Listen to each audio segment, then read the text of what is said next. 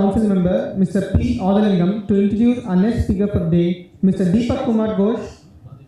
Due to some unavailability, I'll call upon our Chennai Chapter Chairman, Mr. Vignesh Ramanan, to introduce our fourth speaker of the day, Mr. Dipak Kumar Ghosh, Director Technical, Forace Speciality, Chem Private Limited, to our audience.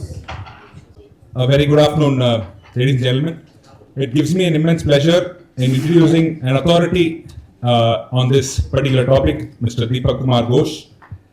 As far as his educational background, he has done BSc Honours in Chemistry from the University of Calcutta in the year 1975, BTech in Chemical Engineering from University of Calcutta in 1978, and an MTech in Polymer Technology from University of Calcutta in the year 1980. He is invited reviewer, archives of Foundry Engineering he has written, and then quarterly publication by Polish Academy of Sciences at Poland, and his association is also a life member and in the Institution of Engineers of India Chemical. He started his career in the year 1981 as a product engineer in Calcutta-based organization engaged with manufacture and marketing of synthetic resins, mainly phenolic and alkaline, for applications as sand binders in foundries. Joined IVP India Limited in the year 1985 and continued there till 2002 in various capacities related to R&D and technical support to customers. IVP is a multi-divisional company, synthetic resins being one of them. Apart from these, processing various resins as foundry binders, IVP has diversified interests for dealing with various resins, mainly phenolics, for various applications, hardening agents and tactificers for rubber compounding. Present engagement, he has joined Forace Polymers in the year 2002, continuing till date as their Director Technical. Forace, with government-recognized R&D lab, is one of the most rapidly growing multi-divisional organizations in India. Apart from this, they have a sizable market share in India. They export to countries like South Africa, Turkey, Egypt, Kingdom of Saudi Arabia, Malaysia, UAE, and Oman. Some of the Novalak in combination with hexamine find applications in rubber compounding for improvement in hardness and mechanical properties. In addition, attended DIFA uninterruptedly for the past 10 times, and this has given him an opportunity to visualize evolution of sand binders for use in foundries. Attended Ankyros in Turkey for the last 3 occasions. Visited several overseas foundries being Australia, Czech Republic, Poland, Turkey, Egypt, Israel, almost many countries in the world, and drafted specifications for organic binders for use in foundries for BIS MTD. 2 papers on AlphaSet have been published in Archives of Foundry Engineering. Honorary reviewer of Archives of Foundry Engineering, a prestigious journal published from one of the countries in Europe. Like I said, an authority in this topic, gentlemen. It is a pleasure to hear from Mr. Dipak Kumar Ghosh. These are known facts of 2 foundry binder system. One is amine cured cold box, the most widely used core making binder for Greenstone foundries, and another one of the most widely used mold making binders for so-called no-bake foundries. Amine cured cold box was introduced in Indian foundries is around 1985. Whenever you know this phenol formate resin, or shortly we call it phenolic resins, are polymers of phenol and formaldehyde. It was invented by Dr. Henry Beckland in 1907, and the time he passed away in 1956. Application of phenolic resins are in 15,000 items. You can well imagine how important the polymer is. We cannot think today without phenolic resins. Its use starts from pressure cooker handle to aerospace applications. But the resin we are using as a cold box, it is very special phenolic resin, and it is lesser known. Phenolic resin are basically, if you open the book of any phenolic resin or any presentation, there are 2 types, Novalux and Azoles. Briefly, novalacs are strongly attached acid catalyzed resins, and these are called two-stage resins because the resin does not attain curability or hardness until the two components are put together and then heated. The classical example for easy understanding is that cell resin coated sand. This is the application of novalac in foundries. Another is the resol, which is not a thermoplast, it is a thermoset. Means whether you want it or not, it will advance on its own to become the solid or increasing gaining the strength. So this is called single stage resin, and this easiest to understand this resin is that in phenolic it's acid cured phenolic in your Novec foundries.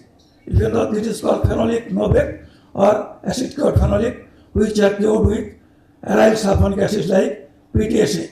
Of course, in foundries it is not used as a heat curing system.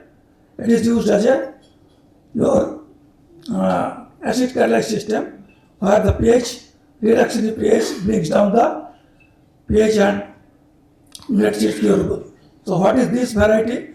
This is neither strong acid nor strong alkali catalyzed resin. It is catalyzed by mild acids like mild acidic pH, like acetates of some particular metals like zinc, lead, etc. So this application is very limited, and as far as I understand, its application is only in foundries in two areas. Number one, as urethane Novec, as you know, it's a gas curing system and it contains two parts, resin and hardener. And another is the pepsate, what is usually known, same polymer, liquid cured with liquid hardener. So this resin, it is when you synthesize the resin, it is a very high viscosity resin which is called the base resin, which cannot be used alone. It's mainly because of very high viscosity. What does it contain? It contains the resin, then unreacted monomers means phenol and formaldehyde, but presence of phenol and formaldehyde is very low. It is less than 0.15, and your aim is to bring it down to 0 because it has got two serious effect on the environment. Number one, it is very much eye irritating, and second, it is carcinogenic. So without its specification is almost 0, but up to 0.15 it remains in the base resin. Then another is the phenol. It is also in developed countries there is a restriction of this phenol, this raw material or this monomer inside the resin. It should not be more than 0.5%.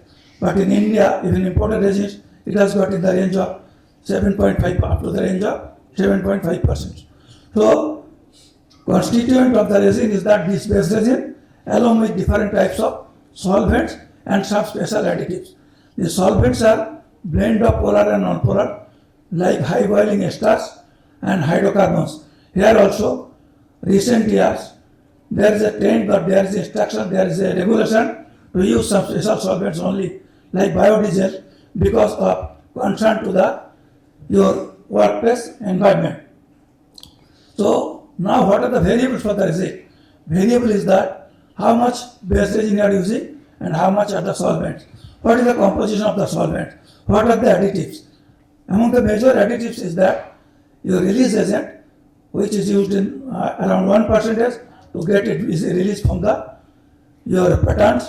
And the second, this resin is highly hygroscopic because the second component I will show in the next slide. It is diphenyl methane diisocyanate in high boiling solvent. Then other additives are organosilane, which gives you strength, increasing strength. It acts as a coupling agent between resin and sand. So this is the hardener. You must be knowing that most of the foundries they use 1:1, 50-50. But our extreme case people use 60-40 or somewhere it is 55-45 also. So the resins are basically linear chain polymers with free hydroxyl OH groups which come from the phenol. and the hardener is converts the thermoplastic change to thermostatic one. And role of the catalyst, which is amine, it is just catalyzed, it triggers the reaction, then it becomes non-functional. And after that, you purge it with hot air to remove the catalyst. It is unwanted after the reaction. So, for your information, the isocyanate contains nitrogen. And the linkages found are urethane linkages that will show next slide. So, what happened? This nitrogen, comes from the isocyanate, which is the reactive group. Reduction of isocyanate in the material, in the resin or second part, will directly affect your strength. But in many of the foundries, there are sailors who say that nitrogen is dangerous to the cold box system and it causes porosity, nitrogen porosity to the castings. So any type of hole, whether it is a blowhole, pinhole, they try to expose this as the effect of nitrogen. But thing is that nitrogen is definitely dangerous to ferrous metals because it is soluble at the high temperature.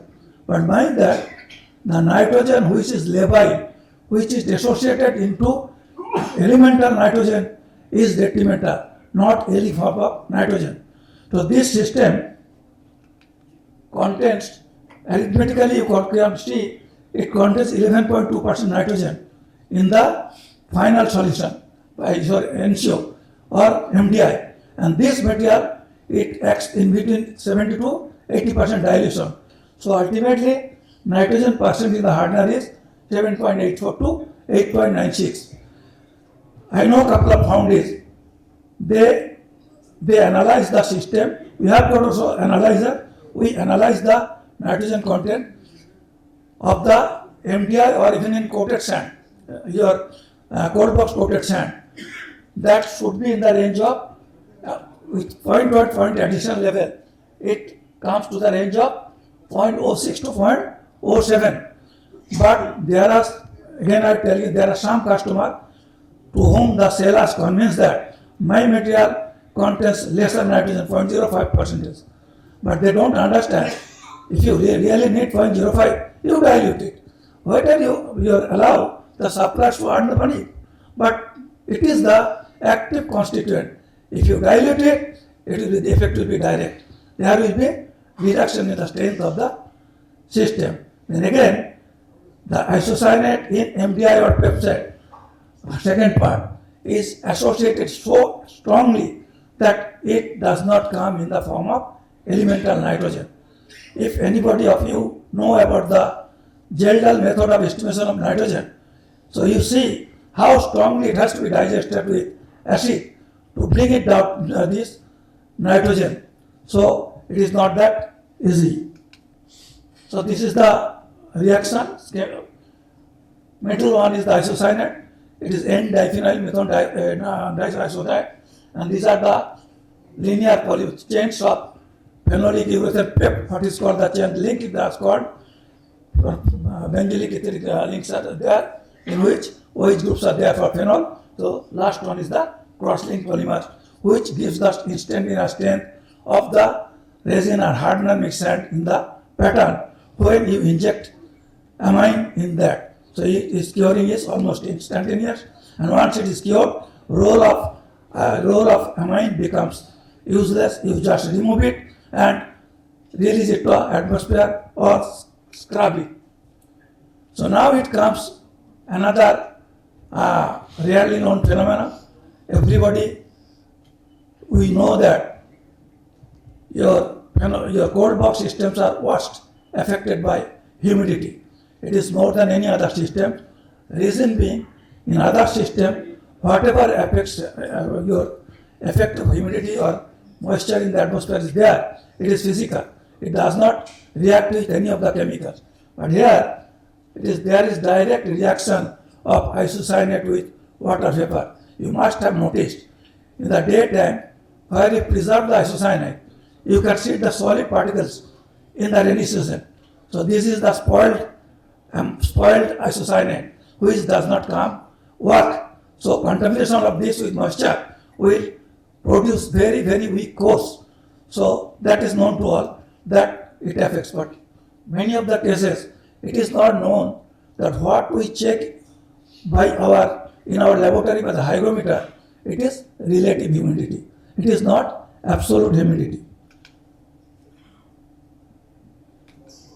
So first is absolute humidity is the amount of water vapor in a particular amount of your air at any point of time. So now this room, there is absolute humidity which is not visible. And second is the relative humidity. Relative humidity we measure in the laboratory by keeping a hygrometer, and there is a chart. If it is a wet and dry bulb, and nowadays there are direct hygrometers are available by this hygrometer. It is not hydrometer, it is a hygrometer which are available, which shows the relative humidity. And relative humidity is the ratio of the amount of moisture in a particular time of the area, but by the amount of moisture it can hold at that condition. So lower it is, lower is the moisture. So this is the indirect figure.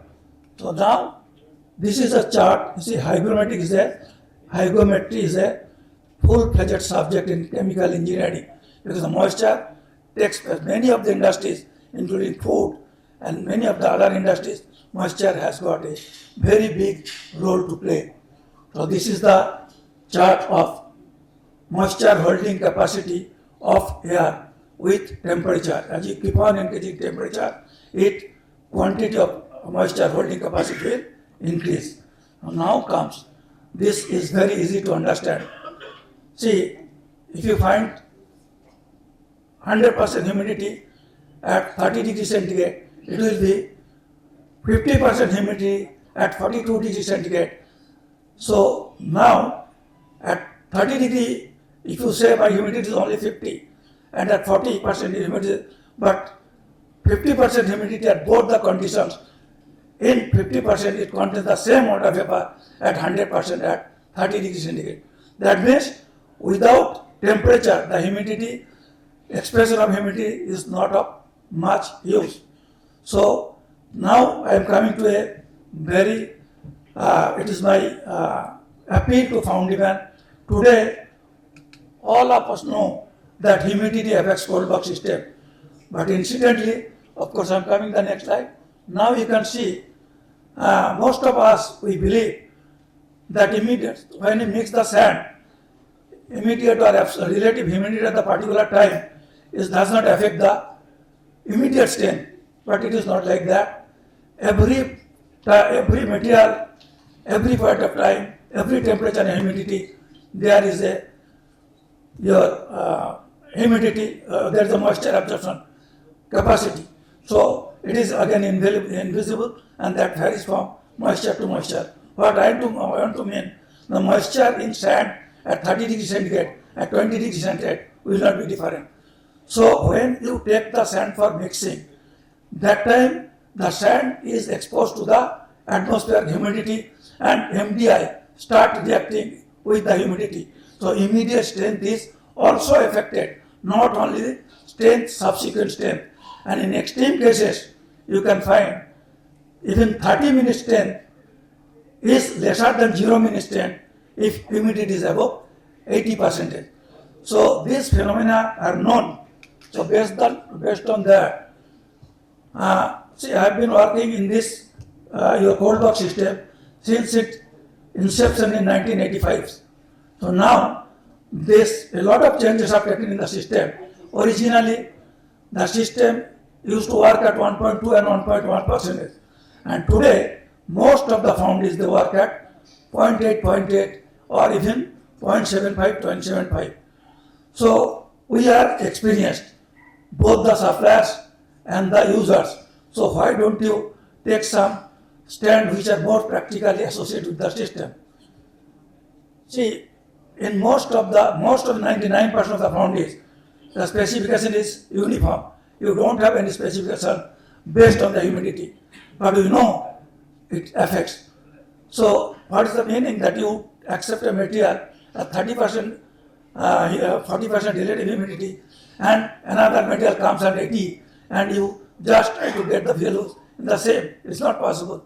So my request is that make some of your provisions for testing the material, incoming materials, for keeping a scope for viscosity or humidity variation.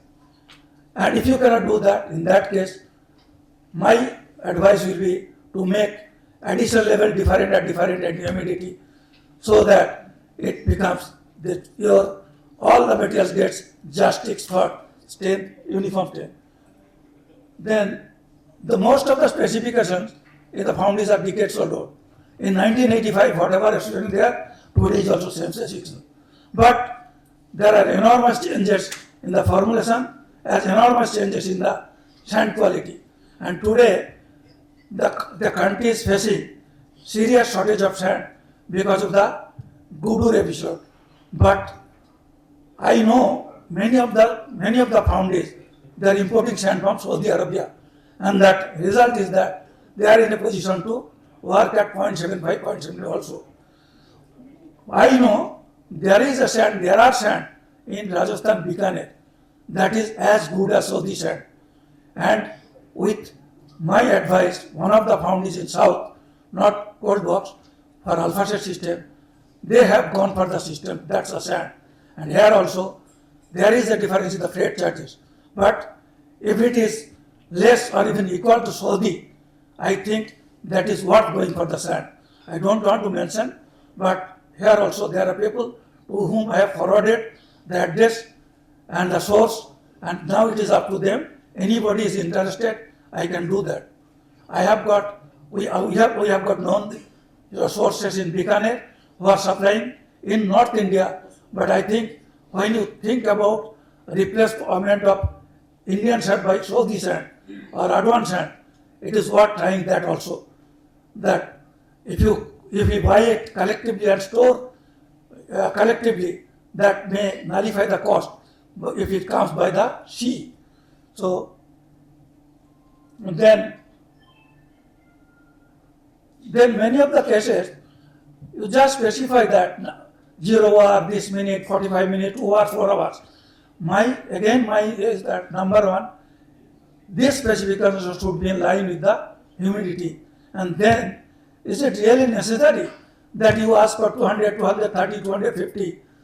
Please see that strength level and process map at different stages, how much strength is required. Then you specify it. So that is the most practical approach.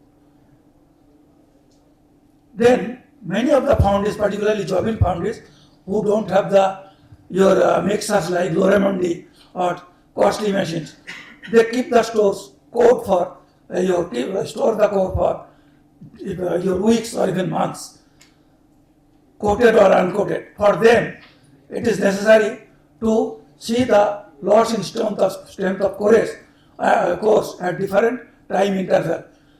And let me tell you very honestly, the binder manufacturers also, they are working hard and they have worked hard to introduce some your additives or some special solvents to reduce or to arrest the strength drop with the increase in the humidity. And many of the cases, the conventional solvents, these aromatic solvents have been replaced by biodiesel, which are not only humidity resistant but also very much it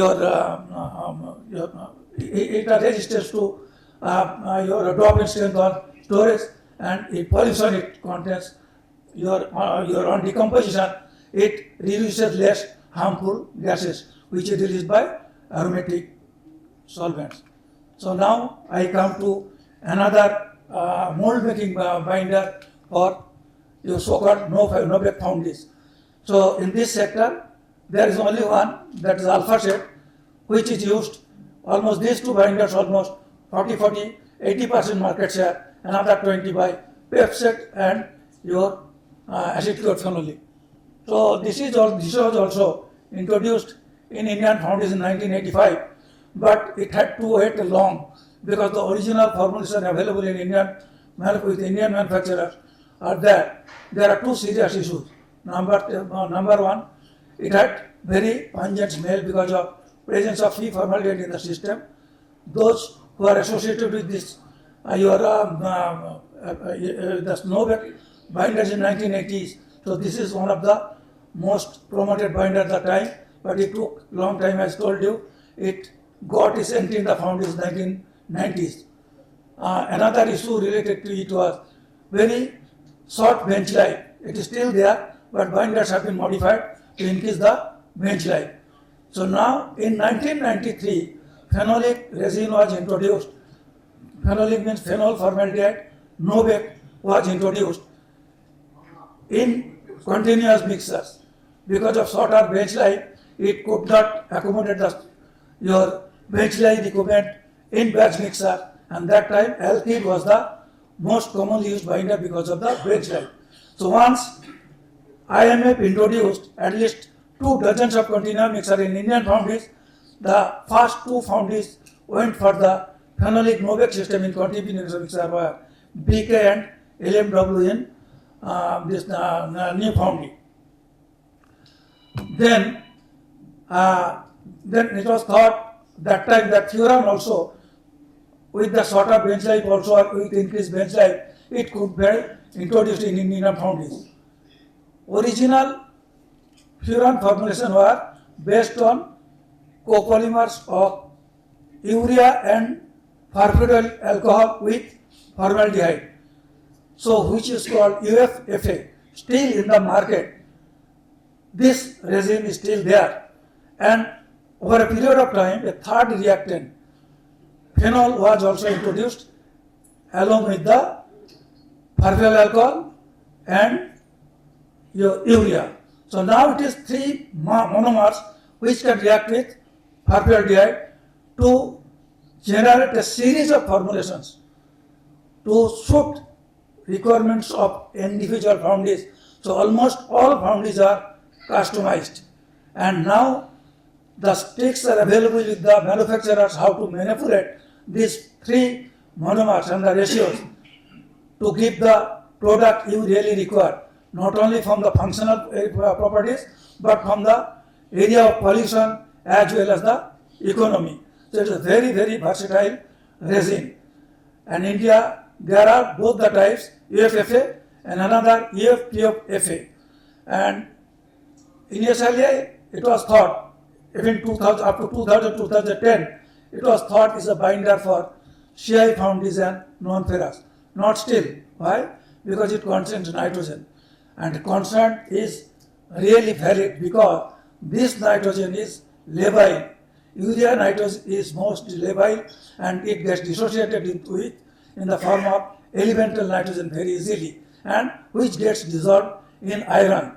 And this your solubility increases with the temperature. That means when you are pouring still, melting point will be higher, liquid metal temperature will be higher. It is a probability that a pinhole formation will be much more than your CI. So that time it was decided that, I remember in up to 1999, 2-3 foundries that are using the hot box system in automobile foundries. There also, there was a strict specification for the nitrogen content of the core sand. So that is still valid. But recently, maybe around 5 years, it was found that many of the steel foundries abroad, they are using this system.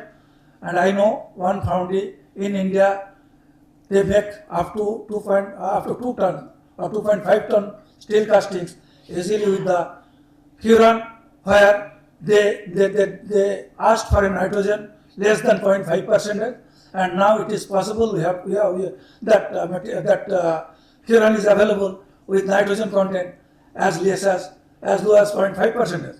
But what happens if you keep 0.5 nitrogen for all? Because what is applicable to steel, it will be applicable to CI, it will be applicable to non-ferrous. That cost of the material will be increased. So you have to have a trade-off between the cost and your requirement.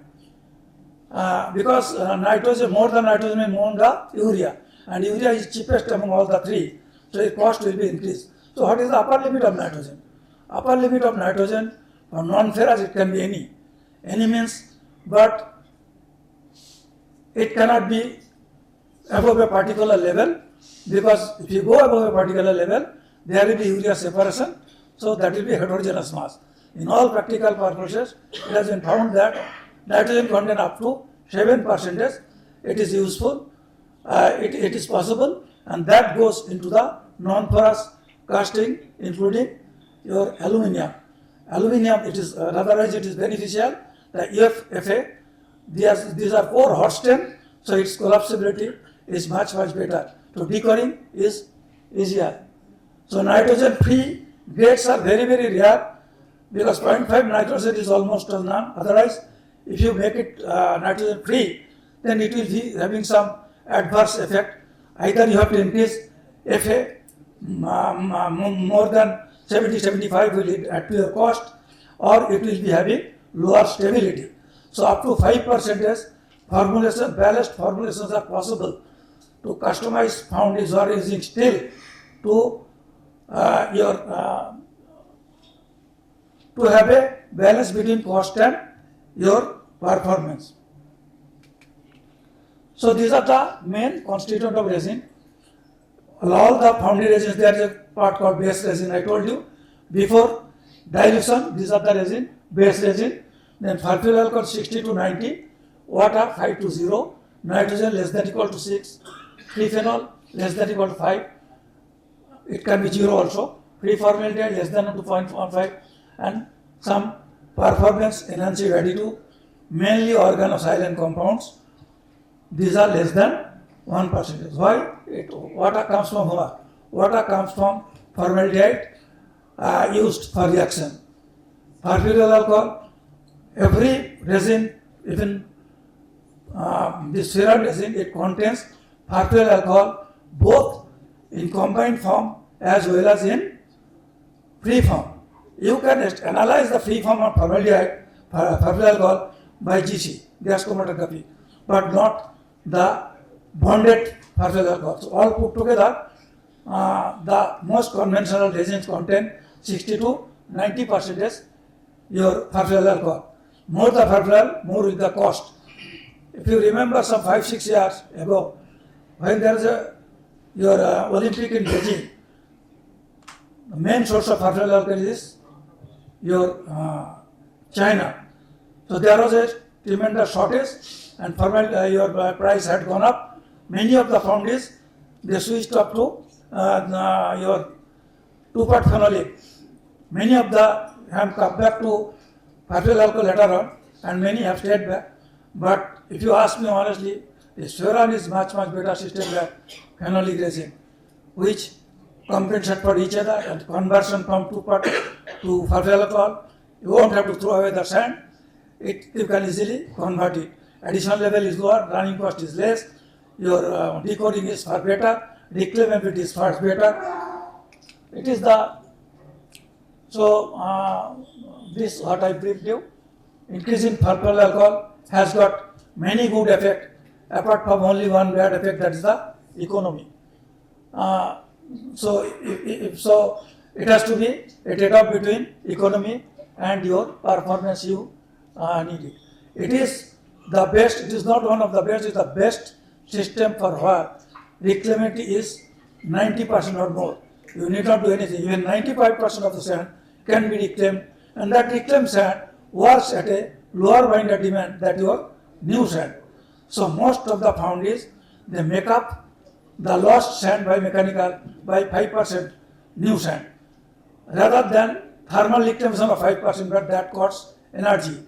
And the thermally reclaimed your Furan sand has got a bad effect, that is, it slows down in reaction. And in extreme cases, I have seen there is not a typical foundry, that is a span pipe manufacturing unit.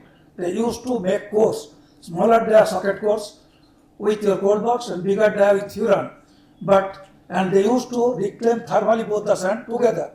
And that sand used to perform as a new sand in case of cold box, but it did not set at all with the Furan sand.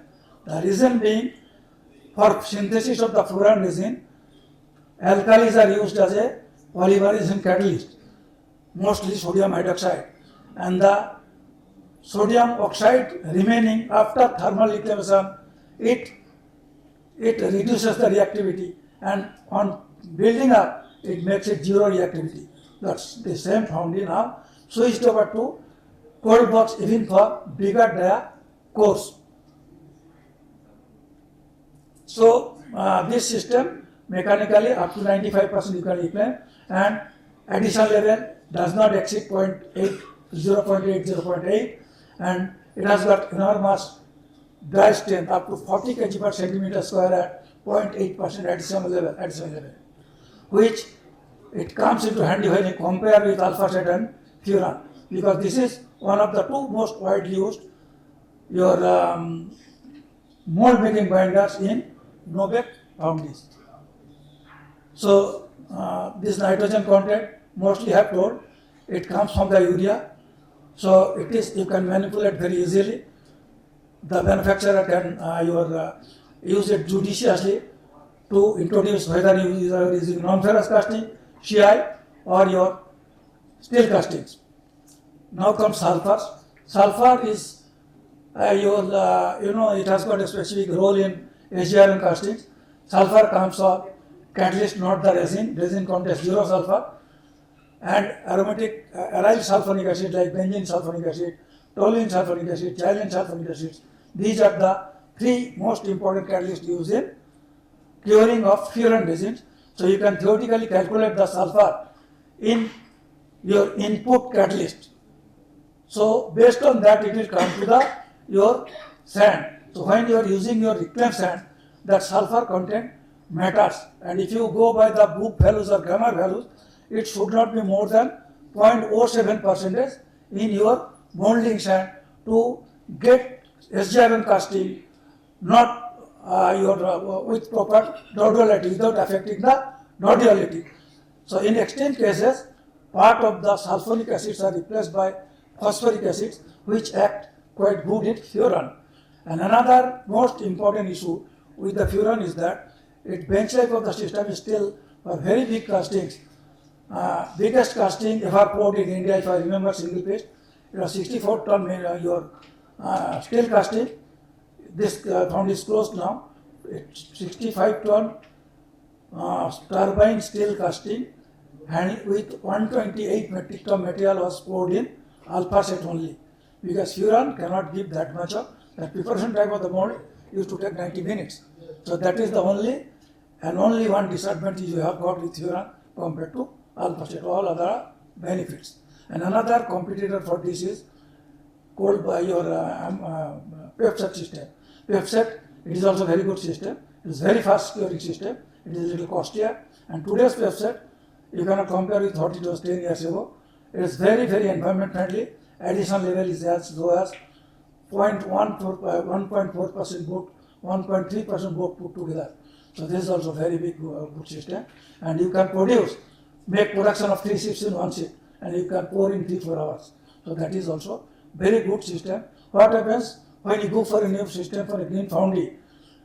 You just analyze, you just get a survey from local foundries in around your country, and in a particular country, one particular system works most, you can see. So in India it is 50-50, alpha set and furan. Many countries, your PEFSET is the predominantly binder. I have seen in countries like your Turkey, many of the foundries have gone for the PEFSET. So now this is again theoretical value. It is mostly it is available in the literature, and it is practical also. From my experience, we can see that this is the different type of nitrogen content, and nitrogen content in the molding stand rather than in your chemical is more important, because that only comes directly in contact with your metal, not there. So steel and heavy casting is 0.1% nitrogen, and it does not exceed 0.1% if you keep 0.5 with your binder. Reclamation, I have expressed it. This single reclamation, at least in itself, it gives 80 to 85% reclamation, and LOI is as low as 0.8%. So again, this last slide, for this Furan, here also there are a lot of disputes between the bench life on the bench life checking because between the suppliers and buyers. We all know that this system is very, very sensitive to temperature. So when you test the material at a particular temperature, that bench life you cannot match when you test with another temperature, just 5 degrees here and there.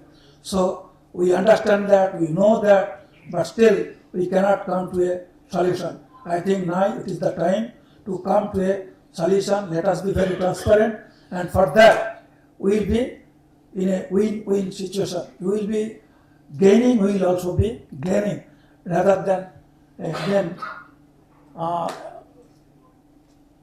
And most viable and most easy way to test a material is passed side by side with a material which has given certain X, Y, Z values. Then only you can compare the new entering material, whether your parameters you are setting is possible with that or not. And there is another issue related to the bench life measurement of the system.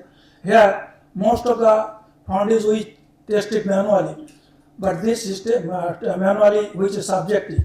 So that process may vary, not only may vary, but it varies from place to place. But there are 2 or 3 ways to test it scientifically. All of it must be knowing. I know it several times. It has been presented in many of the seminars. It is there in the book also. The last, before your penultimate line, it shows bench life evaluation method. You just keep on making the samples, and when you test it after 24 hours, when the strength of the sample drops 70% of the 0-minute sample, that is usually taken as the bench life. So that is again my appeal and request. If we come to some point in between, we will be most benefited. Thank you so much. So I think now it is lunch, so I am ready to answer. Interacting sessions are more useful than the unit level presentation. So I will appreciate your questions. Gentlemen, any questions, please raise your hand. Mic will be given to you.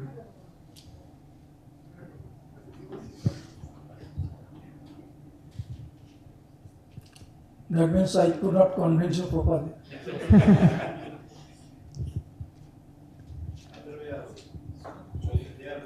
Huh? Then one of our professors used to say, well, like teaching, you are so many times you are doing, but after that you have not learned anything. Okay, then? All right. Sir, I think it was a very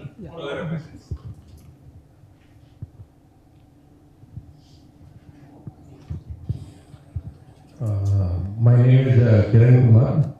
So we are using resin coated sand, which cold box for also we prepare. So one of the points you explained relating about moisture or relating humidity. So can you explain, because I couldn't understand how the moisture is being measured after making the course when you start the tensile strength? See, checking the moisture, there is an instrument called Carl Fisher. You can make it, but it is in such a micro level. It is not visible. You can check it by Carl Fisher. See what happens. Isocyanate, it contains NCO group, no? So moisture reacts with the NCO group to make it ineffective. So NCO is immediately converted to NH2 plus CO2.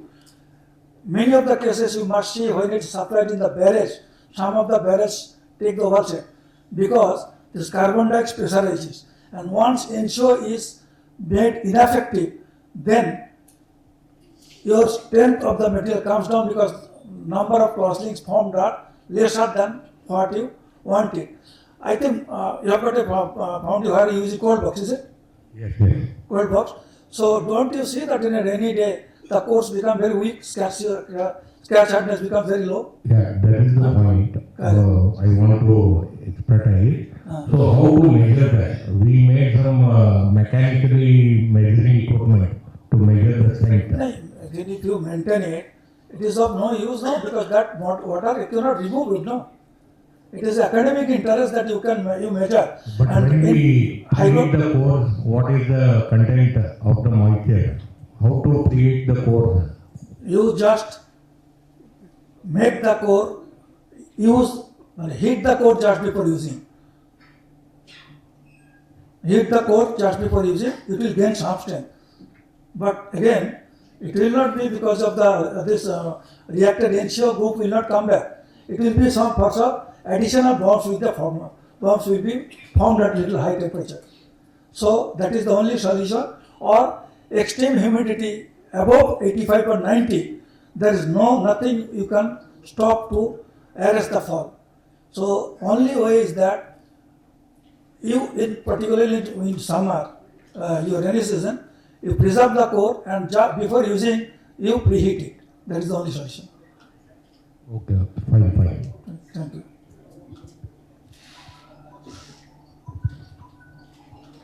Hi sir, thanks for the wonderful presentation. It was very useful to us. My question is regarding the bench life issue. See, we are making huge molds and the process itself take more than 30 minutes. What about your Furan? Yeah. Again, the bench life issues, I mean the molds we are making is, already. No, but we are at receiving end, no? Nobody listen to us. You use your own method.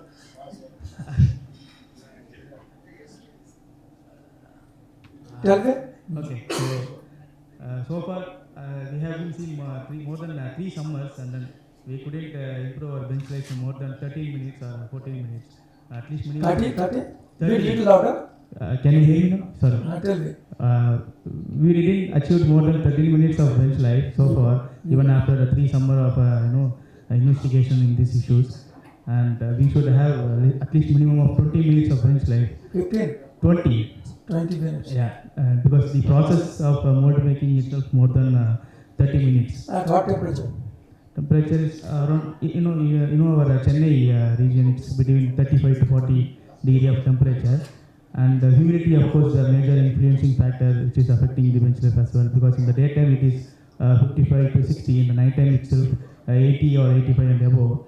So, but whatever the environmental factors, we couldn't reach more than 30 minutes of bench life, and itself affecting our regular production.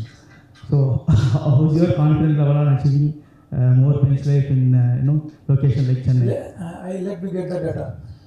What is the maximum sand weight of the mold? 30 tons. 30 tons. Yeah. What is the mixer capacity? 60 tons. So how much time is required? Not only the flow of... Tell me, how much time is required? 60 minutes, more than 60 minutes. More than 60 minutes. Yeah. So you need bench life just to see that when you come to the mixer that area, whenever coming back, there should not be layer formation. What is the right time? Can you repeat? 60 tons mixer, Yeah. you keep on filling from one end to another end you go. Yeah. Then again come back to that end. Yes. How much time is that? Do you really 15 minutes you need it? Yes, sir. There is one item which is very big, I think 6 meter long, and to complete the one cycle, it will take more than... Can you wait for, how long can you wait for steeping in that case? For us? Steep time is how much? If you keep on increasing the bench life requirement, your steep time will be increasing at your faster way. Exactly, sir. I don't want to sacrifice stripping time also. I suppose it to be 4 hours. Hope you understand, because that's a real-time scenario in the factory. Honestly speaking, Yep. in Indian condition, in specific cases, suppose your humidity and temperature is low, humidity is moderate, you can do it. But throughout the year, just cannot do it. You cannot do it. Okay. But you don't need also, I am telling you. At least we should know the reasons, because one of our own factories in Europe and China, they are achieving that. What is the temperature there? There is a change in ambient. I am telling you one thing. Whatever China can do, whatever Europe can do, we can do it. Yes, exactly. Bring the material, let them prove it. So the material is... See, there was a company, I don't want to name it. Okay. it came in India, struggled for 10 years to introduce the material here. They have wound up and gone. Okay. India is a country, most efficient foundrymen are here. You know, and most of the chemicals available in India are at par with countries available, Europe, even America. Yep. So their climate is different, their sand is different, everything is different. So you have to compare apple to apple. Their sand, their ambient conditions are here, you cannot match it. Okay. And 20 minutes, see, if you want to increase it, then it will be affecting your step time. But I am telling you, I had given an example, no, alpha set, 90 minutes that bond used to stick by a. But do you think that 90 minutes is equal to your bench life? No. You come in another 10 minutes, no? From one place to another, you just rotate the mixer. Yeah. So within 10 minutes itself, there is, 10 or 15 minutes it comes to that, that's fine. So unless there is a layer formation, there is no harm. There is a layer formation, sir. Huh? Almost all the molds we are having layer formation, and that's the issue we are raising here. I am expecting some technical, What sand you are using, mechanical and ratio? 90-10. 90. Yeah. You cannot increase new tool to some extent. We can work on that also, sir. There is no restriction. We can go for any direction, but still we couldn't identify exact why we couldn't achieve the benchmark. Is it a material raising catalyst, or it is a method I am approaching? We are open to change anything in the factory, but still we couldn't identify exact root cause. That temperature and humidity, you don't have specification based on temperature and humidity, You do one thing, give me both the sands, mechanical and thermal. Okay. You thermally equip or new? Mechanical. No, only mechanical. Only mechanical. So give both the sands. You just got it. Fresh sands we are procuring, that is 10%, and the remaining 90%. I understand, 90-10. Yeah. Maybe after this also we can discuss. Okay, our man is there, give correction. Thanks.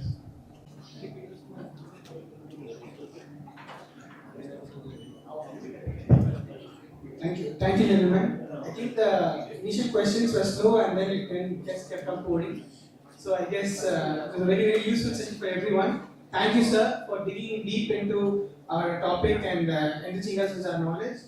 Now I request our IAF Chennai chapter council member, Mr. M. Balamurugan, to felicitate Mr. Dipak Kumar Ghosh with our traditional Angavastra.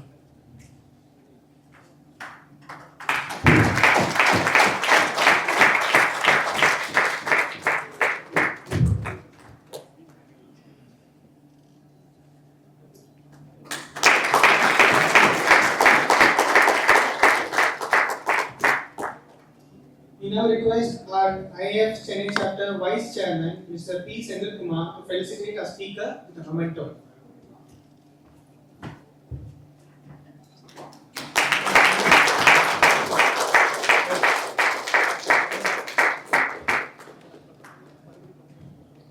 Thank you, gentlemen. That brings us to the end of the first session in 75th NFD seminar. We would now like to break for lunch. The time is now 1:20 p.m. We will be starting the second session of the seminar at 2:30 p.m. Request you all to have a sumptuous meal and come back with much more energy for a technical knowledge.